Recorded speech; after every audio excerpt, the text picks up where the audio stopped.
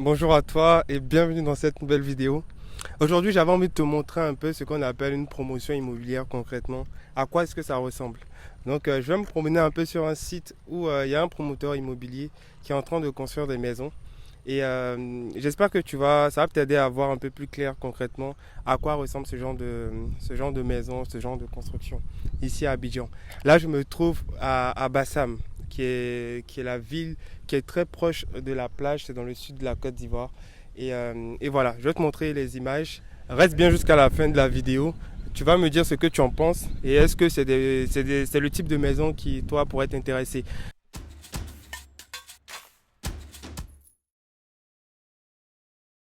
Aujourd'hui, en se promenant un peu partout à Abidjan, on voit qu'il y a énormément d'affiches publicitaires de divers promoteurs immobiliers. Les quartiers qui sont en construction, comme ce que je suis en train de te montrer sur ces images-là, fleurissent mais de partout dans le Grand Abidjan, un peu comme dans le Grand Paris. Déjà, c'est quoi une promotion immobilière? J'ai envie de clarifier un peu cette notion-là.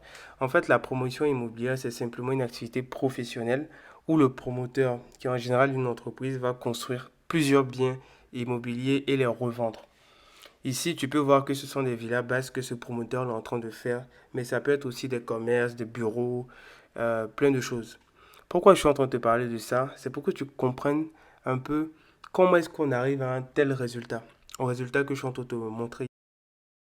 Alors, pour te donner un peu une idée du processus qui va être fait, en fait, la première étape, c'est que le promoteur immobilier, il va d'abord rechercher la parcelle, le site sur lequel il va construire ces maisons-là. Et pour ça, il va essayer de s'appuyer sur des gens bon, qui ont un réseau, donc ils vont s'appuyer sur leur réseau pour avoir de bonnes opportunités d'acquisition de terrain. Ensuite, le promoteur, il va s'assurer que son projet est réalisable. C'est-à-dire, si lui a un projet de faire que des immeubles, il va devoir s'assurer qu'il peut faire des immeubles de, par exemple, plus de 10 étages, de plus de 20 étages. Et pour savoir ça, il va aller regarder un peu ce que le plan local d'urbanisme dit. Est-ce qu'il y a des contraintes particulières qu'il doit respecter pour construire les maisons sur son site?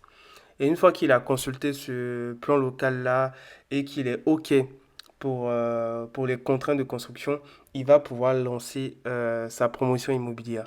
Mais pour lancer une opération comme ça demande de l'argent forcément. Et donc le promoteur immobilier, une de ses grosses tâches, c'est d'aller rechercher le financement auprès des banques. Et quand il va aller voir la banque va lui demander, monsieur le promoteur, est-ce que votre projet il est viable? Est-ce qu'il y a des gens même qui sont intéressés par votre projet?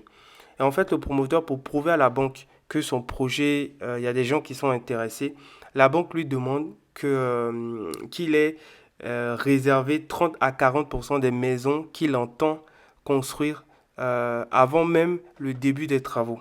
Et à ce moment-là, c'est là que le promoteur va lancer une vaste campagne de communication où il va aller voilà, faire des affiches un peu partout pour intéresser les gens, pour que les gens viennent souscrire à son programme de logement neuf.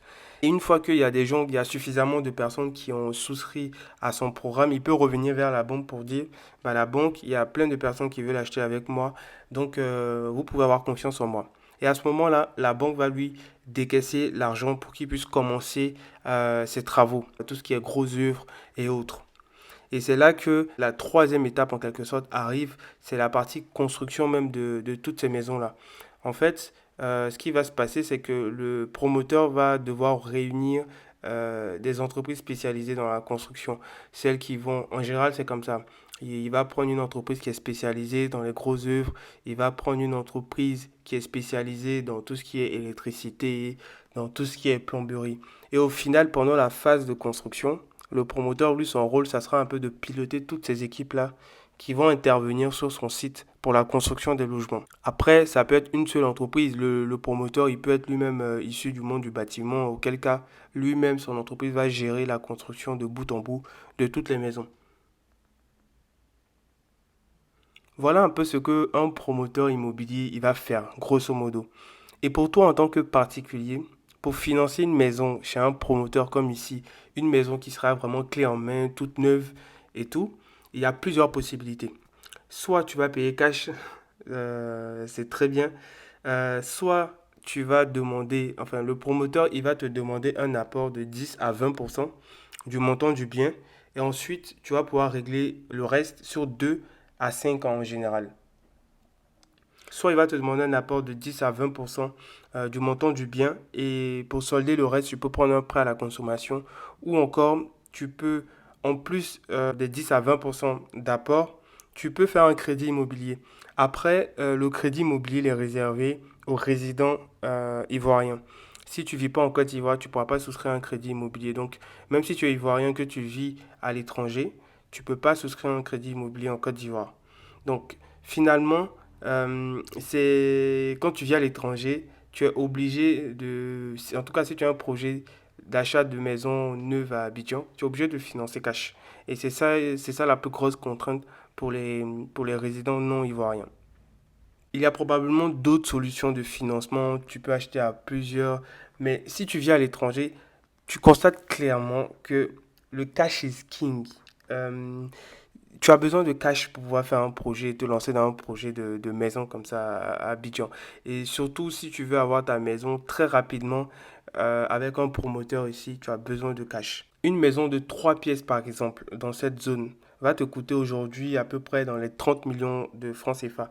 Ça représente à peu près 50 000 euros. Si tu paies 20%, supposons, d'apport, ça fait 10 000 euros. Bon, déjà, il faut les avoir. Il te reste 40 000 euros à payer sur... Bon, allez, allons sur 3 ans. Il te reste 40 000 euros à payer sur 3 ans. Ça fait à peu près 1 100 euros par mois. Bon, j'ai deux questions pour toi. Est-ce que tu as envie d'avoir une maison au pays, dans un quartier sécurisé comme ici? Tout est tranquille, tu es proche de la mer, tu viens, tu achètes ta maison, elle est prête, il y a pas de tracas, tu n'as pas ces problèmes de papier sur les terrains, tu n'as pas de problème de ah, on m'a escroqué, ma famille m'a escroqué, ce genre de choses. Si oui, si ta réponse à cette question est oui, est-ce que aujourd'hui ta capacité d'épargne te permet d'épargner 1 100 euros par mois? Si ce n'est pas le cas, dis-moi en commentaire ce qui bloque. Le message que je veux te faire passer ici, c'est que pour acheter au pays, très souvent, tu auras besoin de cash ou de crédit, mais sur un court terme. Et si tu ne sais pas bien gérer tes finances, si tu ne sais pas épargner, ça va être très compliqué. Pour ma part, je ferai encore des vidéos sur l'épargne pour aider ceux à qui ça parlera et ceux qui ont envie d'avoir un pied au pays pour les aider à acheter. Je ne sais pas si tu réalises encore, si jamais tu vis en Occident, c'est qu'avec peu d'efforts d'épargne, sur une période relativement courte, tu peux devenir propriétaire au pays. Après, libre à toi de faire de la location, d'y vivre. Mais avec un peu d'épargne, tu peux vraiment te constituer une bonne arme pour aller investir au pays. Ici, par exemple, on va apercevoir des enfants qui sont en train de jouer, des familles qui sont déjà installées là. Donc, tu peux t'apercevoir que même dans une zone comme ça, tout n'est pas encore habité. Il y a encore des maisons en construction, mais ceux qui ont acheté vivent déjà ici. Ça veut dire qu'il y a tout pour y vivre.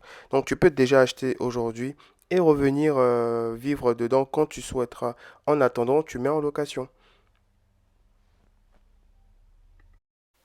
Ce que je veux que tu retiennes de cette vidéo, c'est que acheter en Côte d'Ivoire, acheter au pays, c'est possible. Il suffit juste de commencer dès maintenant à, à épargner, à bien gérer ses finances personnelles et tu as pu le voir en 2 à 5 ans, tu te, tu te sacrifies et tu as ta maison. Voilà, donc on est au terme un peu de cette petite visite-là. J'espère que ça t'a aidé à voir un peu à quoi ça ressemble la promotion immobilière, le quartier. Et si tu es intéressé, tu peux poser des questions. Si tu as des commentaires à faire, n'hésite pas dans la barre de description. Mets un like, abonne-toi comme d'habitude. On est là pour s'influencer positivement. Donc pose-moi des questions. Et voilà, moi je te donne rendez-vous à la prochaine vidéo. Reste connecté.